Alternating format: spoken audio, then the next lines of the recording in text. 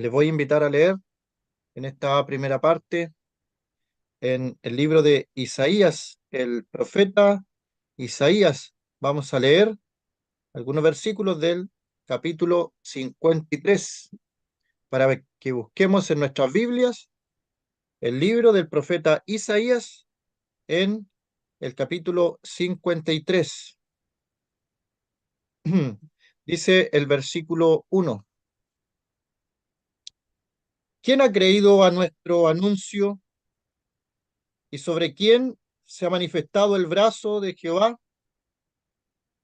Subirá cual renuevo delante de él, y como raíz de tierra seca no hay parecer en él, ni hermosura.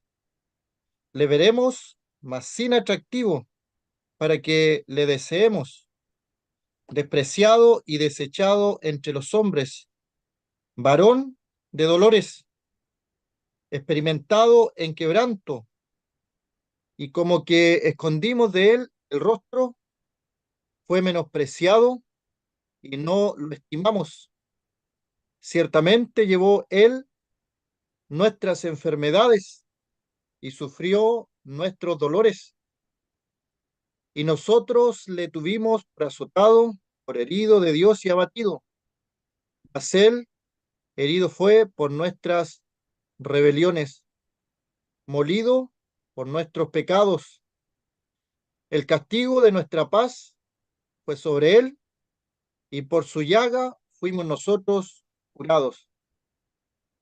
Todos nosotros nos descarriamos como ovejas, cada cual se apartó por su camino, mas Jehová cargó en él el pecado de todos nosotros. Angustiado él y afligido, no abrió su boca. Como cordero fue llevado al matadero, y como oveja delante de sus trasquiladores, enmudeció y no abrió su boca. Por cárcel y por juicio fue quitado, y su generación, ¿quién la contará? Porque fue cortado de la tierra de los vivientes, y por la rebelión de mi pueblo fue herido, y se dispuso con los impíos su sepultura, mas con los ricos fue en su muerte, aunque nunca hizo maldad, ni hubo engaño en su boca. Con todo eso, Jehová quiso quebrantarlo, sujetándole a padecimiento, cuando haya puesto su vida en expiación por el pecado, verá linaje, vivirá por largos días, y la voluntad de Jehová será en su mano prosperada. Verá el fruto de la aflicción de su alma, y quedará satisfecho. Por su conocimiento justificará mi siervo justo a muchos, y llevará las iniquidades de ellos. Por tanto, yo le daré parte con los grandes, y con los fuertes repartirá despojos. Por tanto, derramó su vida hasta la muerte, y fue contado con los pecadores, habiendo él llevado el pecado de muchos y orado por los transgresores. Hasta ahí la lectura de este capítulo 53. Obviamente, mientras lo vamos leyendo, entendemos que está hablando de la persona de nuestro Señor Jesucristo. Pero este libro fue escrito 700 o 750 años aproximadamente antes del nacimiento de nuestro Señor Jesucristo. El profeta Isaías, un profeta verdadero, un profeta de Dios, que no hay que andarle buscando si quiso decir o no quiso decir alguna cosa, como los profetas falsos que el mundo sigue, sino que casi textualmente él está diciendo lo que el Señor Jesucristo le aconteció en los momentos en que él dio su vida en rescate por muchos.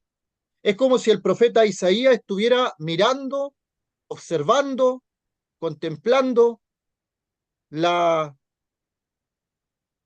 la situación que él está atravesando allí en el madero de la cruz. Y comienza con aquella pregunta: ¿quién ha creído a nuestro anuncio? Porque el Evangelio es un anuncio, El Evangelio es un mensaje que debe predicarse. Deben salir palabras de nuestra boca para hablar del Evangelio. Está bien cuando se dice que nuestro testimonio es un evangelio silencioso. La gente ve nuestro testimonio y es una evidencia de las buenas noticias del evangelio, pero el evangelio en algún momento se debe escuchar por la persona, debe hablarse. Es un mensaje y es un mensaje que debe ser creído. Pero ¿quién ha creído al anuncio? Hay personas que creen el mensaje de salvación y hay personas que rechazan el mensaje de salvación. Y esa es la separación que hace Dios. No hay ninguna otra separación. No hay tal separación como la religión dice de que los buenos se van al cielo y los malos al infierno. La salvación de la Biblia es para los malos, es para los pecadores, es para aquellos que reconocen su pecado, reconocen sus maldades y reconocen que delante de la presencia de Dios somos pecadores y Dios nos ofrece salvación, perdón de pecados y podemos tener vida eterna. Pero ¿quién cree al anuncio del Evangelio? La mayoría de las personas rechazan el Evangelio. Soy muy joven, estoy muy ocupado, tengo muchos quehaceres, el trabajo no me deja tiempo, mis estudios no me dejan tiempo para escuchar este mensaje o para preocuparme de lo espiritual. ¿Ha escuchado esas frases? Tengo tantas cosas que hacer, trabajo toda la semana, solamente quiero descansar el fin de semana, no tengo tiempo, pero debemos saber que el hombre es tripartito, cuerpo, alma y espíritu.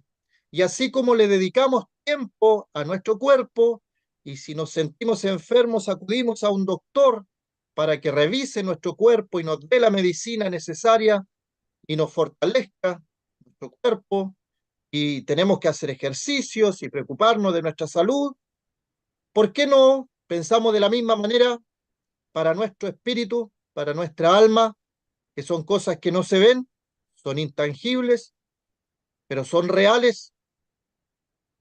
Así como dedicamos tiempo para nuestro cuerpo y preocuparnos de nuestro cuerpo, el buen funcionamiento de nuestro cuerpo, el alma también tiene enfermedad y la enfermedad del alma es el pecado que mora en nosotros. Pero ¿quién cree en nuestro anuncio? ¿Sobre quién se ha manifestado el brazo de Jehová?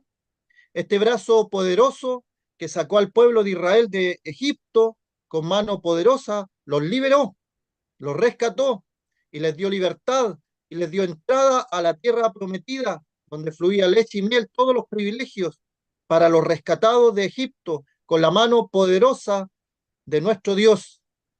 ¿Y acaso no es aquello lo que quiere hacer el Señor con nosotros? De rescatarnos de este mundo de oscuridad, de esclavitud, donde el pecado está reinando y Él nos quiere rescatar con su mano poderosa, con su brazo fuerte, sacarnos de la miseria de este mundo y llevarte al reino de su amado Hijo Jesucristo, pasarte del reino de las tinieblas al reino de luz de su amado Hijo. ¿Has creído este anuncio? ¿Has creído el mensaje del Evangelio de la buena noticia que Cristo Jesús vino al mundo a salvar a los pecadores?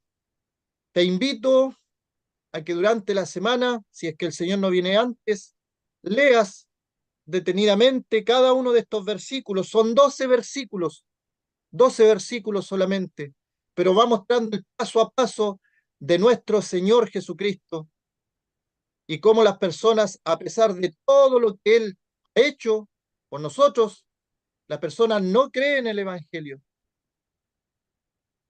Y obviamente es sabia la pregunta del profeta: ¿quién ha creído a nuestro anuncio? ¿Sobre quién se está manifestando este brazo poderoso de Jehová? Subirá cual renuevo delante de él y como raíz de tierra seca no hay parecer en él, ni hermosura, le veremos más sin atractivo para que le deseemos. El Señor, según este pasaje, obviamente no era llamativo por su apariencia física, era su carácter hermoso, su vida impecable, su vida sin pecado delante de Dios, lo que lo hacía atractivo a las mentes espirituales, al corazón dispuesto a buscar a Dios. El Señor era hermoso, atractivo, y en el día de hoy se nos dice, para los que creemos, Él es hermoso, Él es precioso. ¿Tienes esta convicción de conocer al Señor como tu Salvador personal, como el que ha perdonado tus pecados, como el que ha borrado tus rebeliones? El Señor vino a este mundo a salvar a los pecadores. Pablo dice, de los cuales yo soy el primero, y cada uno de los creyentes puede decir lo mismo que Pablo, que estamos en primera fila en el lugar de los pecadores. Eso es convicción de pecado. Pero no basta con tener convicción de pecado, no basta con considerar que has hecho cosas malas, que tu vida ha ido de mal en peor, y tú tal vez puedes llorar, puedes sentirte mal, porque te das cuenta que estás haciendo las cosas mal delante de un Dios santo. Eso es convicción de pecado, pero no basta con eso. ¿Se acuerda de Judas, que tuvo una convicción de pecado? Él se arrepintió incluso de lo que había hecho, dijo él, que había entregado sangre inocente, le dolió en su corazón haber hecho algo malo, pero sabemos dónde está Judas.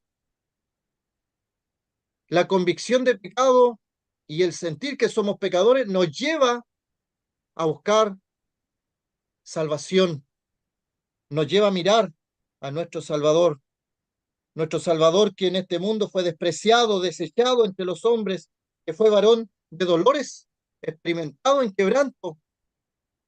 Amigo, amiga, si estás pasando por cosas terrenales que son en este mundo abundantes en el día de hoy, muchas cosas que nos pueden incluso deprimir, problemas, circunstancias adversas, accidentes, ansiedades, problemas en el trabajo, en los estudios, todas esas cosas, y uno puede decir, es que usted no sabe lo que estoy sufriendo, usted no sabe lo que estoy padeciendo, y tengo una enfermedad y tengo muchos dolores, tengo que tomar pastillas para los dolores y no se me pasan.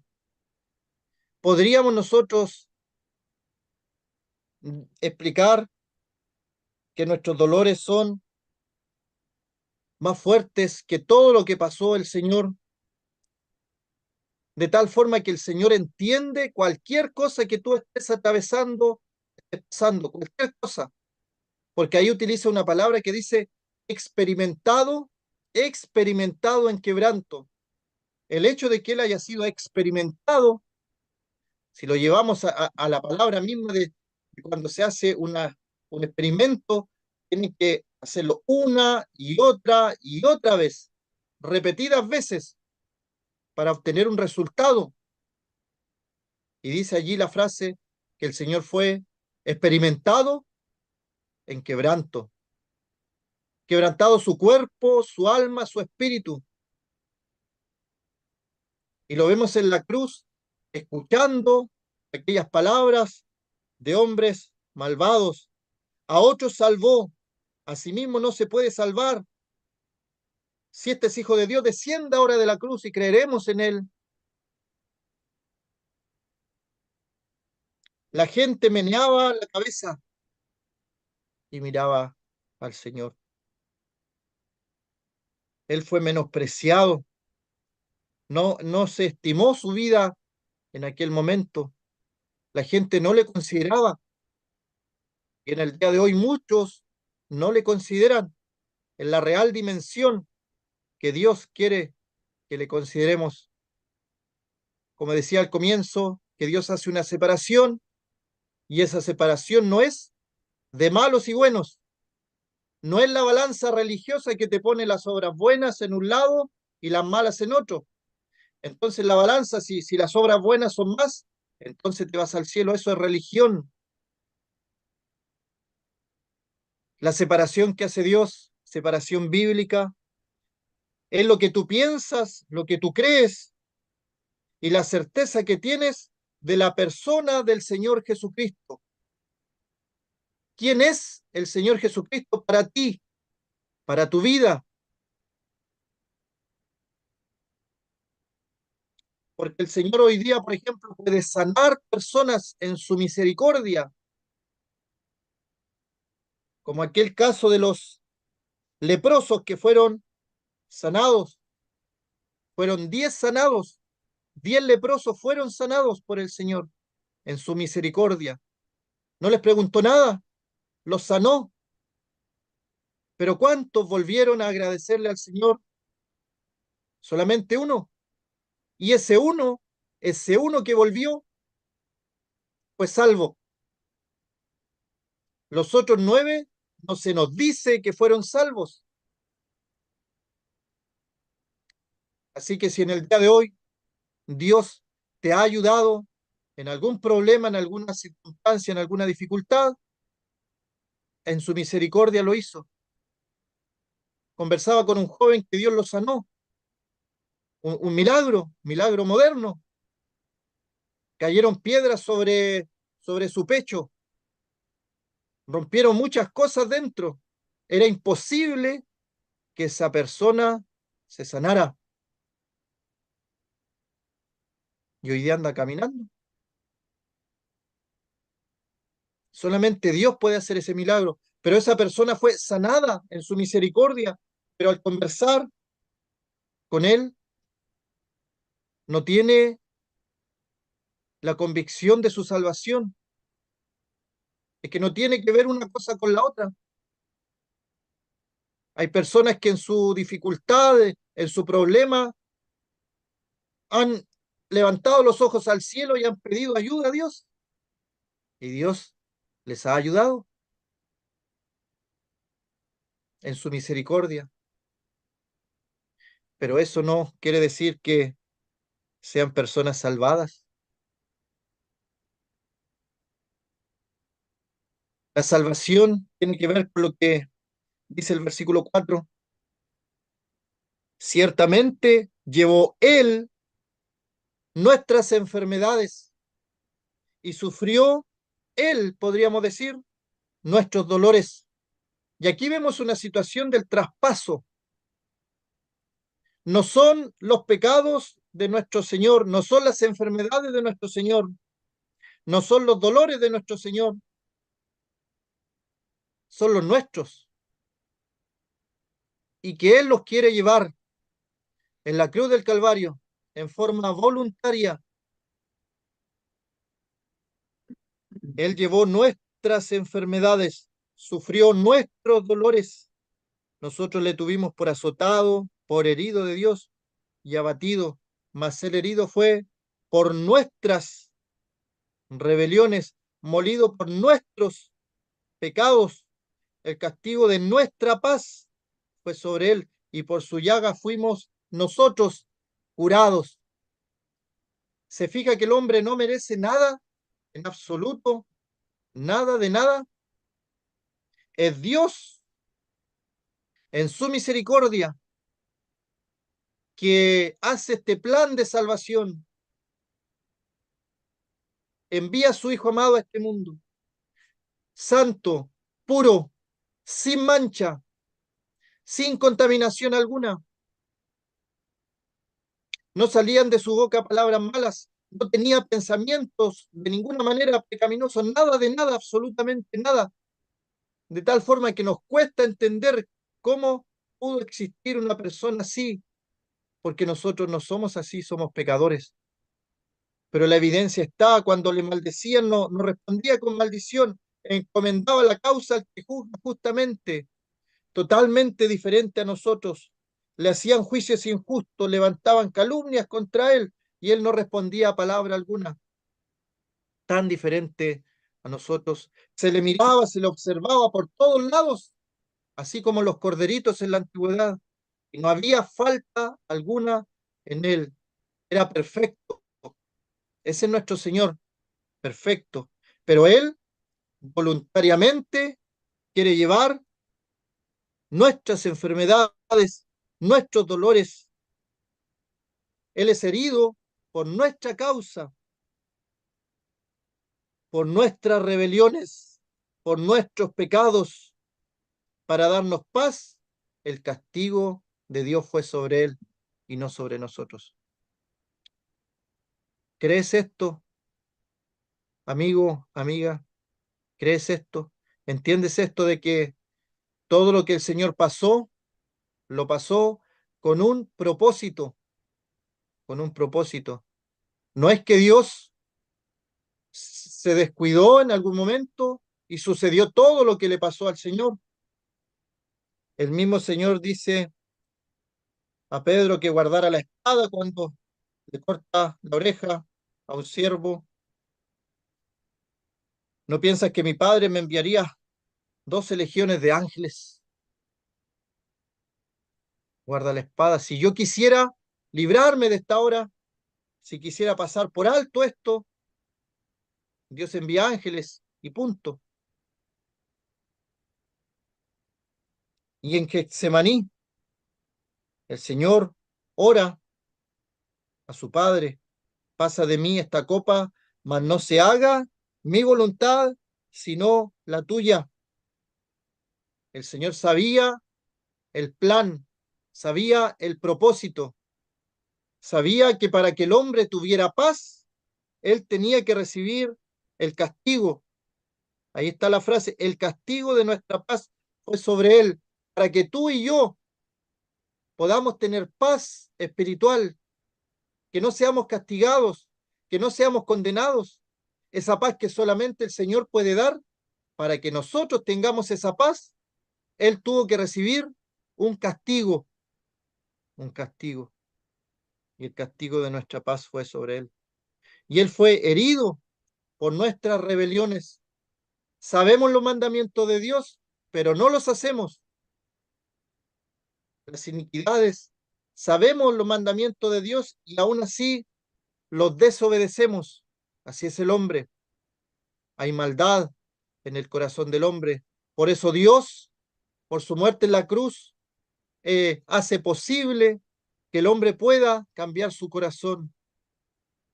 Y el profeta Ezequiel nos dice que Él nos puede dar un corazón nuevo y un espíritu nuevo. Es tremendo el plan de salvación. Y mientras más comprendemos lo que es el plan de salvación, más encontramos absurdas aquellas explicaciones de que la salvación depende del hombre, y de lo que el hombre puede hacer, y de las procesiones que el hombre pueda realizar, y de los sacrificios que el hombre pueda realizar por su salvación. Jamás, jamás hombre alguno alcanzará la salvación de esa manera, porque no es por obras, para que nadie se gloríe, para que nadie se jacte delante del Señor, para que nadie llegue al cielo con su pecho inflado, diciendo: bueno, yo tengo acceso al cielo por mis méritos, por mis obras, por lo que yo he hecho. No, no es por obras, para que nadie se gloríe.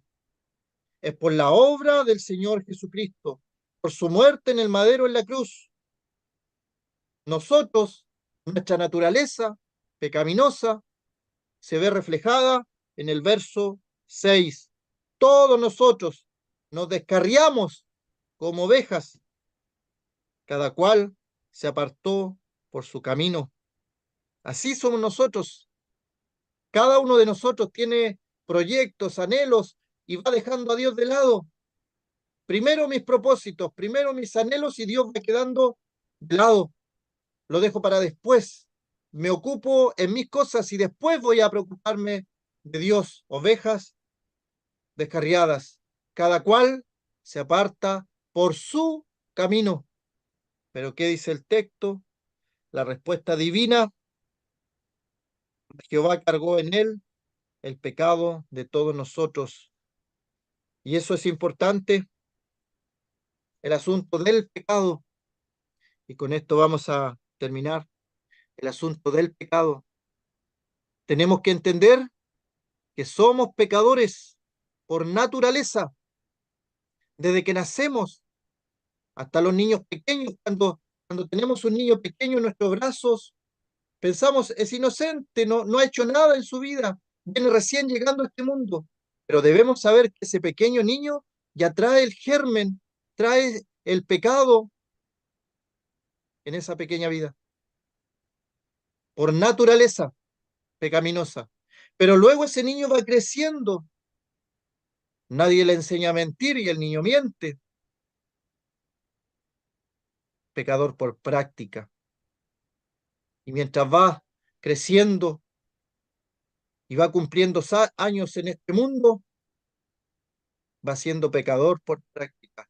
Y todos esos pecados acumulados, imagínese, en una vida, día tras día, cometiendo pecados. Y dice que en el momento de la crucifixión, el Señor Jesucristo llevó en su cuerpo sobre el madero, en su cuerpo sobre el madero, el pecado de todos nosotros. Imagínese, podemos pensar en cada uno de nosotros, en nuestros pecados en un día, ¿cuántos son? ¿En una semana? ¿En un mes? ¿En un año? ¿En décadas? Y todos esos pecados de una sola persona cargados en el cuerpo del Señor. Y Él recibe el castigo por esos pecados para que nosotros tengamos libertad, para que tengamos el perdón de los pecados, para que no haya condenación alguna para los que están en Cristo Jesús. Y estamos pensando solamente en una persona, pero el Señor, dice, más Jehová cargó en él el pecado de todos nosotros. Por eso es que entendemos que la tierra se oscureciera, que hubiera un temblor, un terremoto, que el velo del templo se rasgara de arriba abajo, porque lo que estaba pasando allí, nuestro Señor Jesucristo, en su cuerpo sobre el madero, llevando pecados que no eran de él, pagando una deuda que él no tenía. La deuda no era de él, era de nosotros. En su cuerpo sobre el madero llevó nuestros pecados. Y aquí el verso 6 dice, mas Jehová cargó en él el pecado de todos nosotros. Pregunta ahora para nuestros amigos, ¿estaban tus pecados allí? ¿Estaban tus pecados allí? ¿Has recibido el perdón de pecados? ¿Has clamado a Dios por salvación, por perdón de tus pecados? ¿Has creído en el Señor Jesucristo como tu Salvador? Esa es la invitación que dejamos. Si tú crees en el Señor, la palabra de Dios te da la seguridad de que tienes perdón de pecado, vida eterna, redención y una esperanza viva. Que el Señor bendiga su palabra en esta tarde.